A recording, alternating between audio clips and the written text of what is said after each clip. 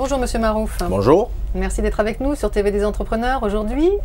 Alors, vous travaillez au sein du groupe GCL et vous êtes expert dans les relations sociales des entreprises et sur les problématiques réglementaires liées au droit du travail et du droit social. Oui. Donc aujourd'hui, nous allons traiter la thématique de l'organisation du travail dans l'entreprise. Nous allons donc traiter ça en 3 points. Le premier point va être d'aborder les différentes organisations du travail dans l'entreprise. Nous l'illustrerons par 1 ou 2 exemples. Le deuxième point consistera à nous expliquer un petit peu quelles sont les dispositions réglementaires un peu plus assouplies, notamment pour les PME. Et le troisième point, on prendra un exemple particulier ciblé sur la fonction le temps de travail du cadre dans l'entreprise. Alors, ma première question, quelles sont selon vous les différentes possibilités offertes aux entreprises en matière d'organisation du temps de travail aujourd'hui? Nous avons 3 grandes possibilités de comptabilisation du temps de travail. Premièrement, on peut comptabiliser le temps de travail sur 5 jours, avec 2 jours de repos le samedi et le lundi par exemple. On a ensuite la possibilité de comptabiliser le temps de travail sur 6 jours. C'est une deuxième possibilité avec une durée du travail égale sur l'ensemble des journées. Et puis ensuite, on a une troisième possibilité qui est celle d'organiser le temps de travail avec des horaires différenciés en fonction de la journée.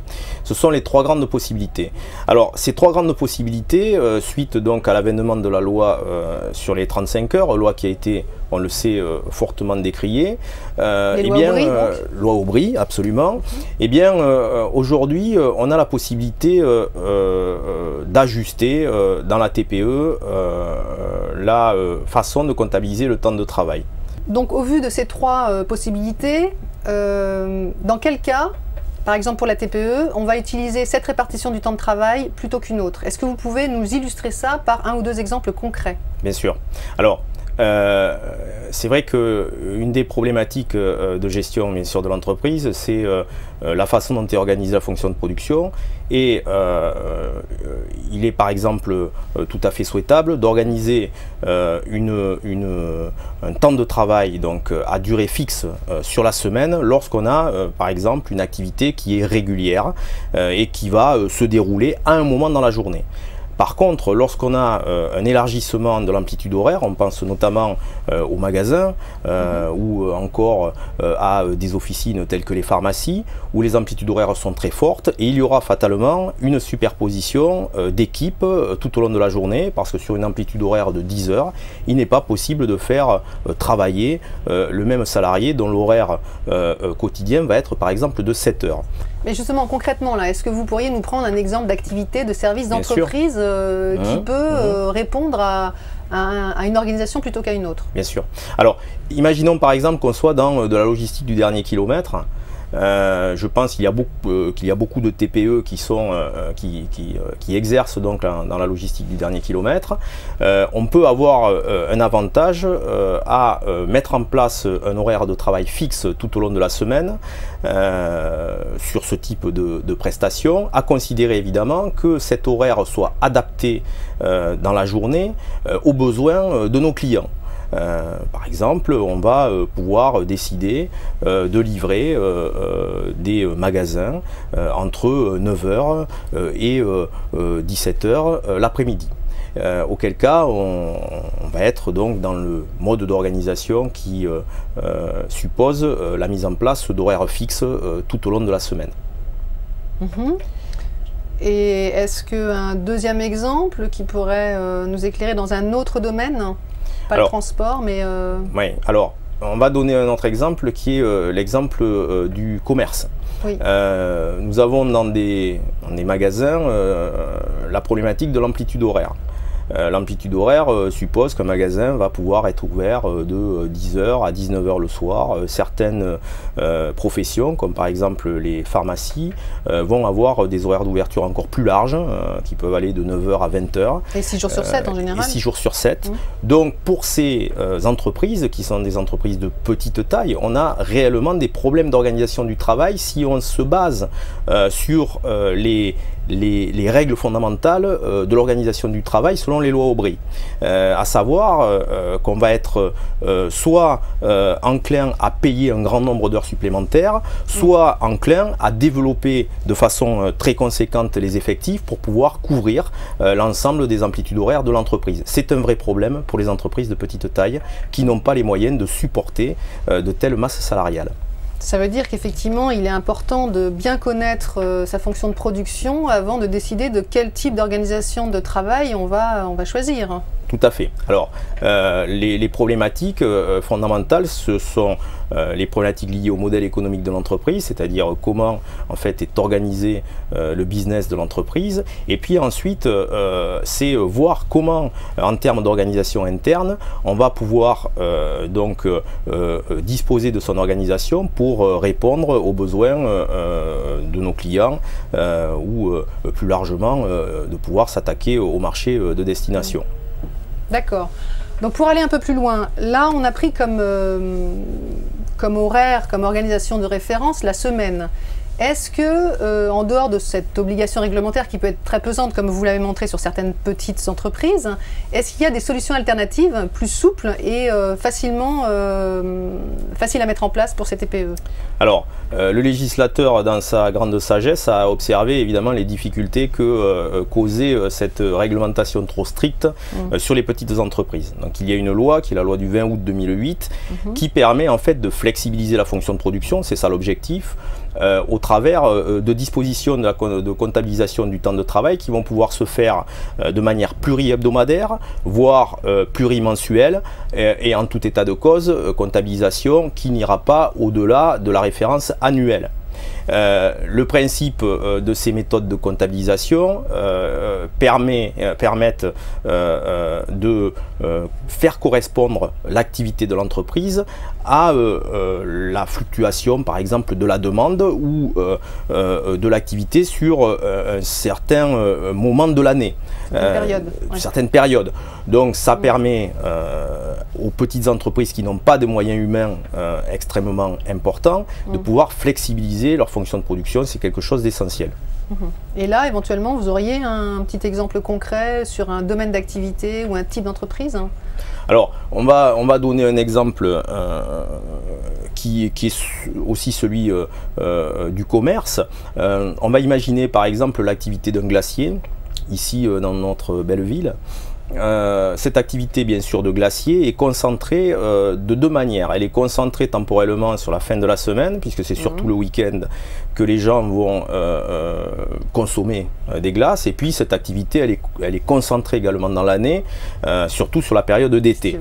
Donc il y a évidemment un réel problème à appliquer une réglementation qui fait des horaires un standard tout au long de l'année.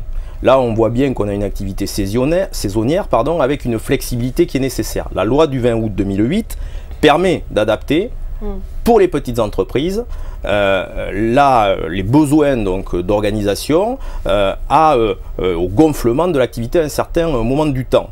Donc dans le cas d'espèce, on va pouvoir avoir des horaires qui prévoiront d'une part une intensité plus forte de travail sur la fin de la semaine, mais également dans le cadre d'une référence annuelle, avoir une période dite hausse et une période haute et une période dite basse qui seront centrées sur l'été par exemple et sur l'hiver. Donc on aura ces deux répartitions du temps de travail qui seront prévues à l'avance bien sûr dans le cadre de l'établissement de documents réglementaires et qui permettront donc de ne pas supporter des charges excessives notamment en matière bien sûr salariale et de façon à pouvoir exploiter correctement. D'accord, donc c'est une petite révolution quand même qui... Alors c'est une révolution effectivement à partir de 2008 parce que réellement aujourd'hui les TPE qui prennent le temps en fait de se poser et de réfléchir à cette problématique ont la possibilité de flexibiliser leur fonction de production. Si ce n'est que cela repose sur des dispositifs réglementaires qui sont un petit peu contraignant, il faut solliciter bien sûr l'administration pour pouvoir mettre en place ce type de dispositif, et c'est ce qui aujourd'hui freine un peu les TPE dans leur essor et leur donne l'impression qu'elles supportent dans un certain cas avec juste raison des charges excessives en matière salariale. Donc d'où l'intérêt aussi de se faire accompagner si besoin est pour anticiper ou moduler l'organisation actuelle. Alors dernière petite question pour finir sur cette thématique d'organisation du travail. Prenons l'exemple du travail des cadres dans une petite entreprise. Justement, souvent dans des TPE, donc moins de 10 salariés par exemple, on a un bras droit qui fait beaucoup de choses, mais on ne sait pas trop où ça commence, où finit son travail, quelles sont les limites dans le temps, même dans la fonction elle-même. Donc quel statut il peut exister aujourd'hui pour ce type de salarié ? Alors, il est vrai que la notion de cadre, en principe, est surtout rattachée à la grande entreprise.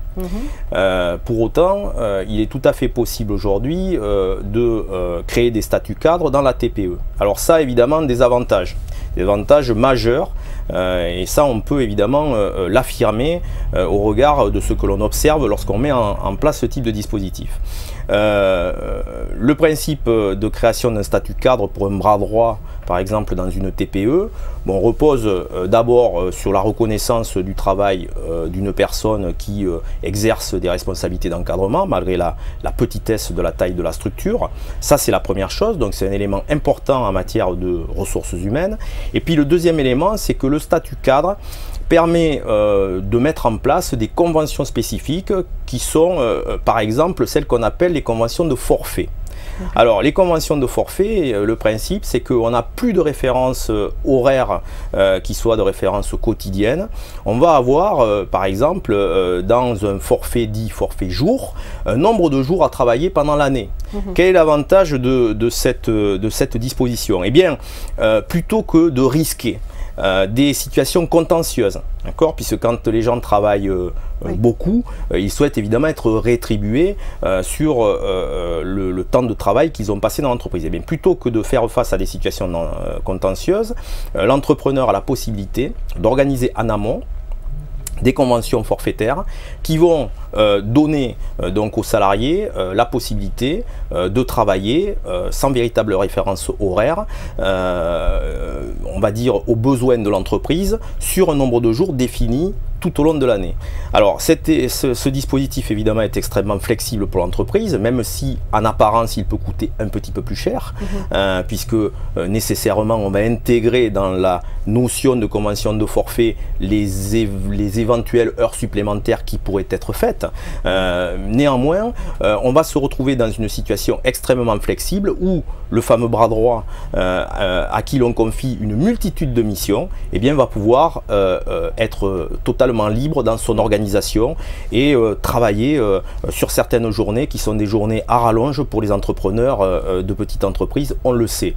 Donc cette convention de forfait, par exemple, elle est extrêmement intéressante pour ces deux aspects. Elle permet de fidéliser, c'est ce que l'on peut retenir, les salariés parce qu'on leur confie des responsabilités complémentaires, et puis elle va permettre, cette convention, d'avoir un salarié qui va pouvoir s'investir totalement dans l'ensemble des missions qu'on va lui délivrer sans discussion permanente sur le nombre d'heures qui ont été réalisées un jour ou l'autre. Donc voilà, c'est l'avantage de cette convention qui n'est pas très complexe à mettre en œuvre, mais qui est à raisonner évidemment en fonction de la nature de l'activité de l'entreprise. Très bien, mais écoutez, merci beaucoup pour ces éclaircissements. Donc moi, ce que je retiens effectivement, c'est qu'à la base, on a, depuis les lois Aubry, on a une organisation du travail relativement stricte, et que depuis notamment la loi de 2008, nous avons des possibilités d'assouplissement, notamment en faveur des entreprises de petite taille. Et effectivement, avec la crise économique, l'environnement actuel, 2013 devrait voir de plus en plus d'entreprises qui se posent la question sur quelle est la meilleure organisation de travail pour moi par rapport à mes coûts de production, de rentabilité, coût du travail, etc. Donc pour en savoir plus, n'hésitez pas à venir consulter le site de GCL sur www.gclnet.fr afin de trouver plus de renseignements et d'informations ou de formations sur l'organisation du travail. Et bien sûr, à très bientôt sur www.tvdesentrepreneurs.com.